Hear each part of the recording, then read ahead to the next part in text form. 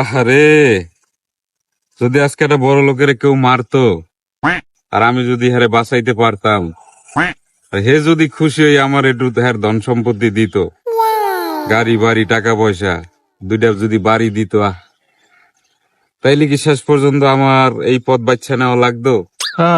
সবই কপাল। ভরত ভাই, কত জায়গায় খুঁজাইলাম, আপনারা খুঁজা পাই না, এই জায়গায় বয়ে রয়েছেন, কি হইছে, মন খারাপ কে?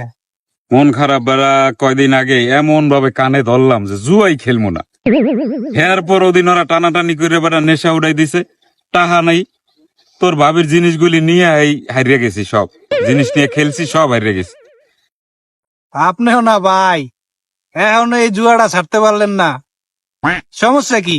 সামনের মাসে বেতন পায় ভাবির আবার কিনা দিবেন জিনিস।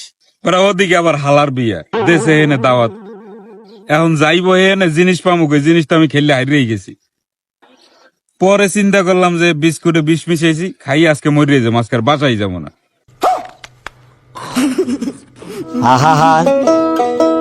আমি পারি না, আর পারি না।